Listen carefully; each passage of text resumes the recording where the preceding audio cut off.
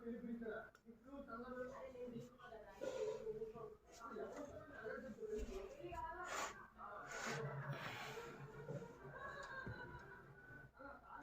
My dear students, నేను మీ Nanaji గొన్నోబతిల.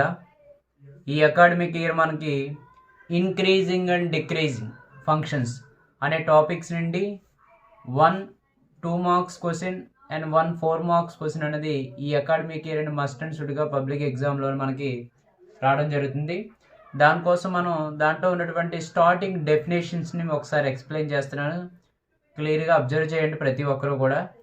Strictly increasing function question ఎలా అడుగుతాడంటే, define the strictly increasing and strictly decreasing functions అని అడుగుతాడు.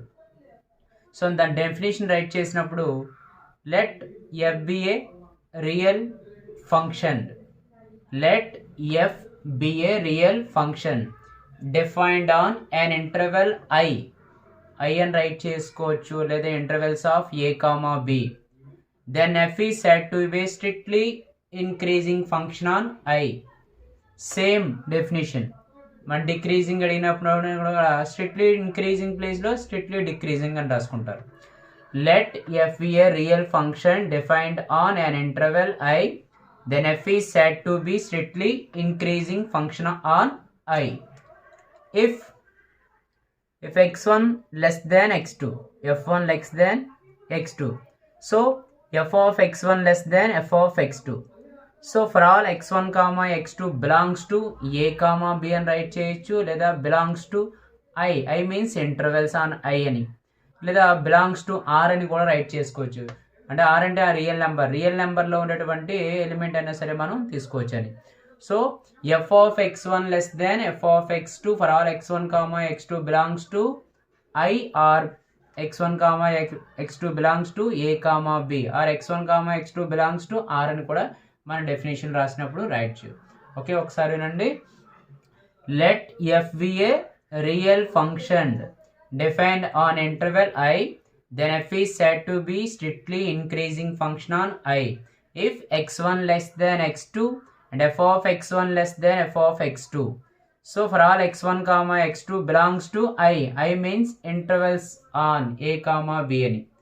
Same strictly decreasing function, let f be a real function defined on interval I, then f is said to be a strictly decreasing function I. So మన increasing decreasing data same definition రాసినప్పుడు ఈ strictly increasing ప్లేస్లో strictly decreasing function రాస్తాం. if x1 comma x2, if x1 less than x2. So decreasing function రాసినప్పుడు మనకి f of x1 greater than f of x2, f of x1 greater than f of x2 అని write. ఇప్పుడు decreasing function అడిగినప్పుడు, decreasing function అయితే మనకి less than ప్లేస్లోని greater than apply చేసుకోవాలి. Increasing function అయితే మనం లెస్ దాన్ అప్లై చేయాలి.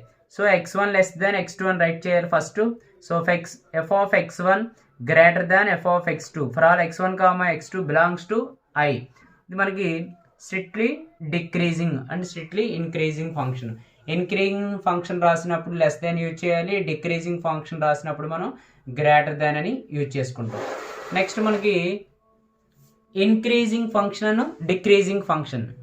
So what is the difference between strictly increasing function and increasing function? Definitions are same. Let f be a real function defined on interval I, then f is said to be increasing function on I if x1 less than x2, f of x1 less than or equal to f of x2. So strictly increasing function రాసినప్పుడు only less than మాత్రమే use చేయాలి. ఇక్కడ మనకి increasing function రాసినప్పుడు f of x1 less than or equal to f of x2, అంటే equal అవ్వచ్చు లేదా equal కంటే f of x1 కంటే f of x2 అనే ఫంక్షన్ మనకి తక్కువగా ఉండవచ్చు అని అర్థం. So for all x1 comma x2 belongs to I. Only increasing function అడిగినప్పుడు f of x1 less than or equal to f of x2 అని రైట్ చేసుకోవాలి. Strictly increasing f of x1 less than f of x2, ఈ word మాత్రం మర్చిపోకండి మీరు. Increasing function రాసినప్పుడు less than or equal to use చేయాలి. Strictly increasing function రాసినప్పుడు only less than మాత్రమే యూజ్ చేయాలి. ఈ వర్డ్ని గుర్తుపెట్టుకుంటే మనకి strictly increasing function and increasing function అనేది డిఫరెన్స్ వస్తుంది. స్ట్రిక్ట్లీ ఇంక్రీజింగ్ ఫంక్షన్లోని మనకి ఓన్లీ లెస్ దెన్ వాల్యూ ఉంటుంది. ఇంక్రీజింగ్ ఫంక్షన్లోని మనకి మస్ట్ అండ్ షుడ్గా మనకి ఇంక్రీజింగ్ ఫంక్షన్ అవ్వాలనేది, ఈక్వల్ ఫంక్షన్ కూడా అయ్యే ఛాన్సెస్ అయితే మనకి ఇంక్రీజింగ్ ఫంక్షన్లో ఉంటుందని. Next same decreasing function. Let f be a real function defined on an interval I, then f is said to be decreasing function on I. If x1 less than x2, f of x1 greater than or equal to f of x2. అంటే f of x1 2 కంటే f of x1 value equal అవ్వచ్చు, మళ్ళీ ఎక్కువనే ఉండొచ్చు. For all x1, x2 belongs to I. మనం strictly increasing and increasing function, strictly decreasing and decreasing ఫంక్షన్స్కి only less than or equal to or greater than or equal to అన్న ఒక్క వర్డ్ని use చేసి మనం ఆ 2 డెఫినేషన్స్ని కూడా మనం చాలా ఈజీగా డిఫైన్ చేయొచ్చు. స్ట్రిక్ట్లీ ఇంక్రీజింగ్ ఫంక్షన్ అయితే x1 less than x2, this implies f of x1 less than f of x2 అని రాయాలి. For all x1, x2 belongs to I. Strictly decreasing function రాసినప్పుడు if x1 less than x2, f of x1 greater than f of x2. So for all x1, x2 belongs to అని apply చేయాలి decreasing function.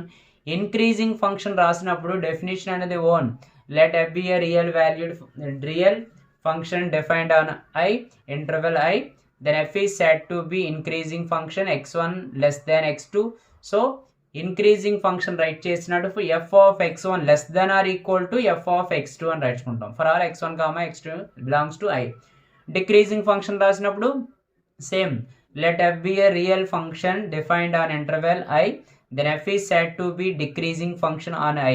If x1 less than x2, so f of x1 greater than or equal to f of x2. So strictly increasing and strictly decreasing function లో only greater than less than మాత్రమే use చేయాలి. And increasing function and decreasing ఫంక్షన్లోని మన less than or equal to and greater than or equal to అనేది use చేసుకోవాలి. ప్రతి student కూడా must and షుడ్గా గుర్తుపెట్టుకోవాల్సిన విషయం ఏంటంటే strictly increasing function less than, increasing function less than or equal to, strictly decreasing function greater than, decreasing function only greater than or equal to. ఈ వర్డ్స్ని గుర్తుపెట్టుకుంటే మన డెఫినేషన్ అనేది చాలా ఈజీగా ఆన్సర్ చేయగలుగుతారు. Okay, thank you to all.